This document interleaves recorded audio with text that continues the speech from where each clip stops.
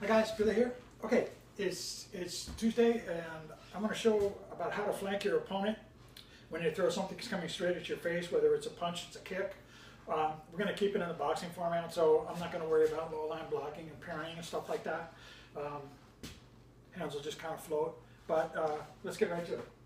Okay, when you flank your opponent, you want to talk about the idea of going to outside their elbow or shoulder area.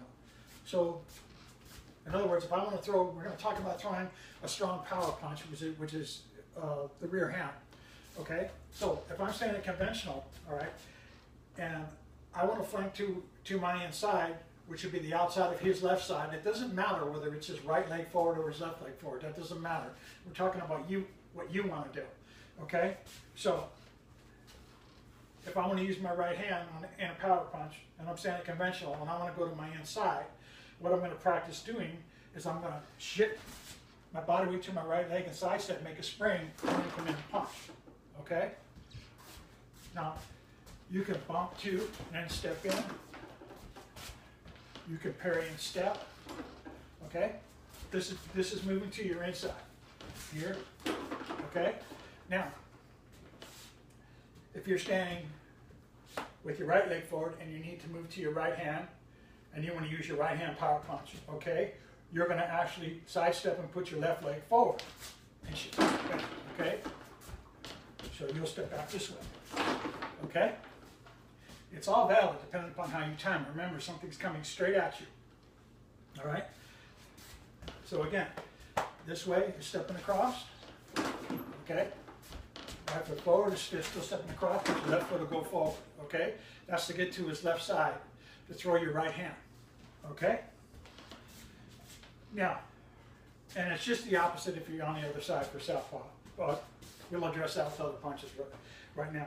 Okay, so now, let's talk about the hook shot, okay? In order to have a hook shot, now keep in mind, okay, I wouldn't step this way and throw a hook. It'd be too easy for him to block it, okay, because this is his left side. But I can use my left hand. So if I shift my feet and I cross and I bump and I'm on this side, now I can throw the left hook right at his head, okay? So again, it looks, I'm standing conventional, okay, and I'm going to step and flank to my right. That's going to be his left, and I'm going to use my left hook. When I shift my head and I make my spring, my hook's going to come up. Now keep in mind that hook is going to come right into his face, not his jaw. That's why it's sneaky. It's good stuff. Okay, so when you step here, you boom, and you punch. Okay, you just punch right in there. So you just think this is just the target. Okay, but these help you gauge where you are off your opponent's elbow area, shoulder area. So you're flanking them. Okay, using angles, and angles are everything. Okay, now. It doesn't matter which punch you throw, okay? When your front hand's going to become your rear hand, when you shift this way, okay, you can throw the hook, you can throw the uppercut, you can throw the overhand hook. It doesn't make any difference. They're all valid. This is all about just the footwork, okay? So when you step here, shift, okay? Now, obviously, you step back and step across, okay? You'll follow on, but again, I'm keeping the tutorial about flanking, okay? So now, remember, the shift is actually switching stances, okay, depending upon what hand you want to throw. If my back hand is already here and I'm shifting off to his left side, I can throw, okay, my rear hand. If I want to use my left hand, then I need to switch stances and I can throw it. I'm a big ambidexterity person. I like to do both sides, and I like to explore cross-referencing stances, okay? I'm not a purist in conventional or southpaw. To me, you need to be able to cover all angles. And so this is why I do this, you know. So you purists out there, just bear with me. It's just footwork analogy, okay? All right, so now, obviously, if I'm using my backhand too, and I'm already going to move to my outside now, not my inside, okay? Obviously, I can bump and I can throw, right?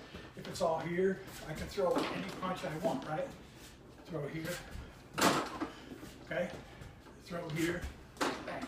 You see what I mean? So you're practicing shifting to your inside and to your outside, conventional and southpaw, all right? That's what this tutorial is all about, okay? So, a quick review, all right? If I'm gonna use my backhand, and I'm gonna move to my inside, I step, bang, all right? If I'm gonna move to my outside, see, that's how it works. If I want to use this hand for my power shot, I switch, boom. If I want to use this hand, I switch, boom, okay? That's everything in a nutshell. But it's really, really cool practice. You want to be ambidextrous in terms of how are you adjusting to something coming at you, because there's no set way something's going to come at you. This is what it does for you. It gives you the ability to engage in any angle. Now, it's real important to realize that a lot of times when something starts, and you're not expecting it, there's a lot that takes place. But the first thing is movement, not taking the brunt of what's coming at you. So it's important to get a partner and just have them fire stuff at you. Of course, you start slow. If you want, put a boxing glove on. But the idea is think about how you're moving and are you in position to counter? Okay, now remember, that counter doesn't have to be a punch. It can be a kick. It can be a push. It could be a number of things. And this also applies to weaponry as well, with or without it or against it. But the idea to angle and move is what this tutorial is all about. And this is a fun way to do. It's a vertical and horizontal bungee. We're going to call it a four-way bungee. Okay, this is just simply a target. Okay. And the nice part about it is when you're going full speed and hitting it, you have to keep your balance. So you've got to work on a lot of that kind of mechanics. A lot of guys train and they're smacking a bag and a big old heavy bag, but you want to know what? What happens if they miss? Many times your balance is compromised. When you use these kind of rigs, your balance is not compromised. You have control of it, and that's what it's all about. And so that's something I wanted to share. Okay, phone number is 818-987-1760. You can email me at billyboston@gmail.com. You can check out my stuff on YouTube. I do all kinds of things, but this was on movement, how to flank your opponent, and we just kept it to boxing. Okay, I serve the Chatsworth area in California. I'm available for coaching. Anybody interested, just call, leave me a message, and I'll get back to you. Okay, all right, thank you very much. Take care.